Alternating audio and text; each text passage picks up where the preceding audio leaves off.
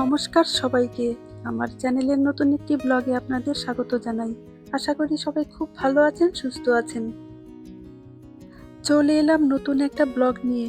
সবাইকে শুভ সকাল জানিয়ে ব্লগটি এখানেই শুরু করছি। রবিবারের সকাল, ঘড়িতে এখন বাজে সকাল 9টা। সকালের জলখাবার সকলেরই হয়ে গেছে। আমাদের এখানে টেম্পারেচার এতটাই কমে গেছে যে ম্যাক্সিমাম গাছের পাতা ঝরে গেছে। শুধু সামনের গাছের পাতাগুলো এখনো সবুজ আছে। এই গাছের পাতাগুলো একটু দেরি করেই ঝরে যায়। কিছু গাছের পাতা হলুদ আছে, আবার অনেক গাছের পাতা একদমই নেই। আপনারা আমার আগের ভিডিওতে দেখতেন চারিদিকে সবুজ আর সবুজ, আর এখন এই সময় চারিদিকে পাতা ঝরা গাছ। এখন এই গাছগুলো চিনতেই পারা যায় না, আর কদিন পরে এই সব গাছগুলোতে একটা পাতাও থাকবে না। বাইরের টেম্পারেচার এখন -2 ডিগ্রি। টেম্পারেচার মাইনাস হলেও এই ঠান্ডা গায়ে লাগে না, তবে ঝোড়ো হাওয়া দিলে তখন খুব ঠান্ডা লাগে। এই শীতের সময় ঘরে তো সবসময় হিটার চলে, দরজা জানলা সবই বন্ধ থাকে। বাইরে এসে যেন একটু ভালো লাগছে। প্রকৃতির মাঝে এসে মন এমনিতেই ভালো হয়ে যায়। আর ওই দূরে দেখছেন কিভাবে মেশিনে ঘাস কাটছে। এখানে মেশিন দিয়ে ঘাস কাটা হয়। প্রতি সপ্তাহে এরা ঘাস পরিষ্কার করে। বাড়ির সামনের ঘাস কেউ যদি পরিষ্কার না করে, তাহলে সরকার থেকে জরিমানা করা হয়। যার যার বাড়ির সামনের ঘাস পরিষ্কার করার দায়িত্ব তার নিজের। এটা যদি না করা হয়, তাহলে এখানে আগে থেকে নোটিশ দেওয়া হয়। আর বলা হয় যে 1 সপ্তাহের মধ্যে পরিষ্কার করে রাখতে। কেউ যদি না করে, তাহলে সরকার থেকে এসে করে দিয়ে যায়, আর বিশাল অঙ্কের অ্যামাউন্টের বিল ধরিয়ে দিয়ে যাবে। এবারের মতো এখানে ঘাস পরিষ্কার করার কাজ শেষ। এরপরে চলবে ঝরা পাতা পরিষ্কার করা। আর এই হচ্ছে আমার শখের ছোট্ট বাগান। ব্যালকনি ছোট বলে সেরকম কিছু একটা লাগাতে পারিনি। অনেক কিছুই লাগিয়েছি, তবে ব্যালকনিতে রোদ না আসার কারণে সেরকম কিছুই হয় না। এদিকে আমার সাথে সাথে সোনাও এসে গেছে। বাইরে এসেছে, কোনো জ্যাকেটও পরে আসেনি। Mommy, Yeah, what's this? pumpkin, Baba. What's this? Mama, my hands are hurting. I need gloves. Did can you give me gloves? No, please. It's making me itchy. I need gloves.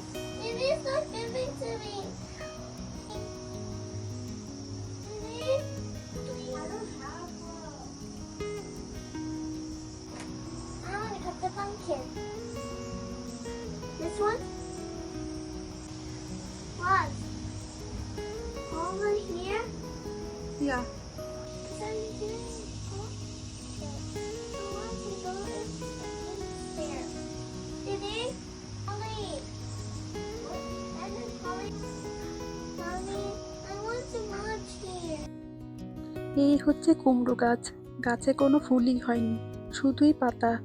এর আগে 2-3 বার কুমড়ো পাতা খাওয়া হয়েছে। এ বছরে এই শেষবারের মতো পাতা খাওয়া। এত ঠান্ডায় পাতাগুলো কেমন শুকিয়ে যাচ্ছে। এখন এই পাতাগুলো নিয়ে যাব, পরে বিকালে এসে গাছগুলো সব পরিষ্কার করতে হবে। এতে আর কিছুই হবে না। বাগান করাটা আমার প্রত্যেক বছরের শখের কাজ, কিন্তু নিজের হাতে গাছ লাগানোর পর কেটে ফেলতে বড্ড কষ্ট হয়।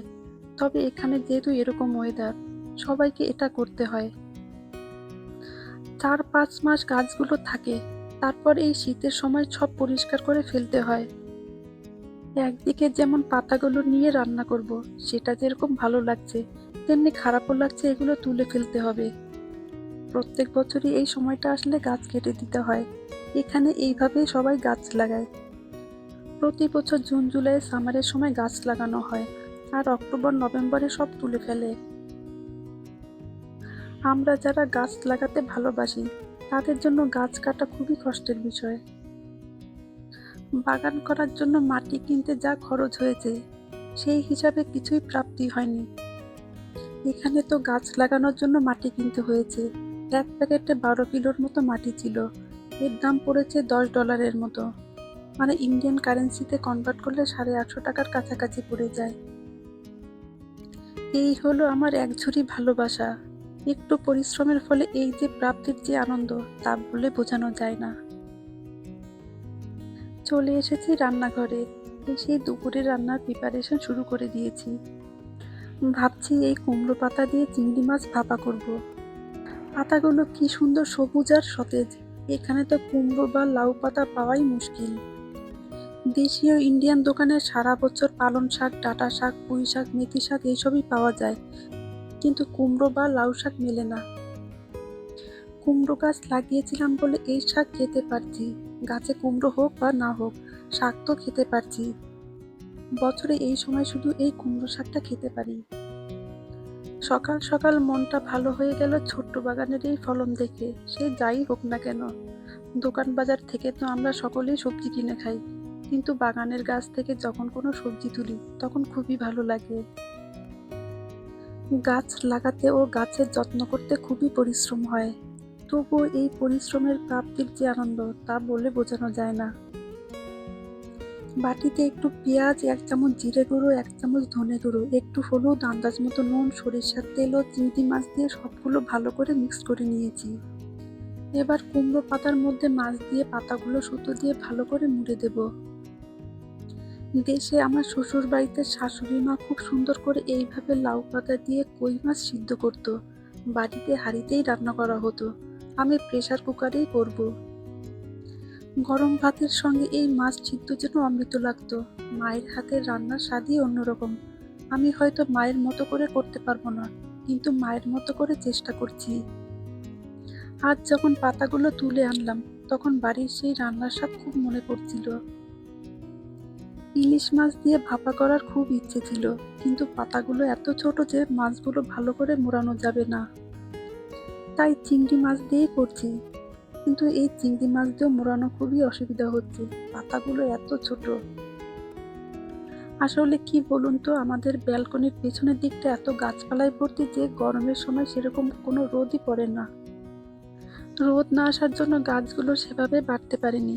অনেক কিছুই লাগিয়েছিলাম, কিন্তু সেভাবে আর কিছুই হয়নি। এখন গাছের পাতাগুলো ঝরে পড়ায় ভালোই রোদ আসে, তবে এত রোদ আসলেও বা কি হবে। এখন এত ঠান্ডা পড়েছে যে গাছগুলো সব শুকিয়ে যাচ্ছে। এদিকে আমার পাতাগুলো রেডি করা হয়ে গেছে, এবার প্রেসার কুকারের মধ্যে দিয়ে দেব। এবারের গরমটা আমরা খুব বেশি দিন পেলাম না, একটু দেরি করে গরমটা শুরু হয়েছে, আবার শীতও তাড়াতাড়ি চলে এসেছে।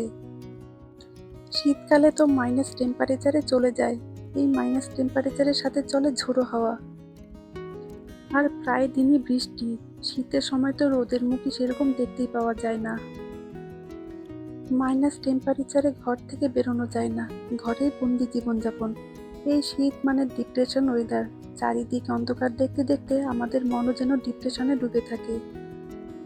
ব্যাস, আমার এটা রেডি হয়ে গেছে, এবার ওভেনে দিয়ে দিলেই হলো। এটা ওদিকে হতে লাগুক, এদিকে আমার ডালটাও হয়ে এসেছে প্রায়। আজকে দুপুরের মেনু হলো ভাত, ডাল আর কুমড়ো পাতা দিয়ে মাছ সিদ্ধ। চলুন তাহলে ভিডিওটা এখানেই শেষ করছি। আর আমার এই ভিডিওটা ভালো লেগে থাকে তাহলে লাইক, শেয়ার, কমেন্ট করার জন্য অনুরোধ করে রাখলাম। সবাই ভালো থাকবেন, সুস্থ থাকবেন। আবার দেখা হবে অন্য একটি ভিডিওতে।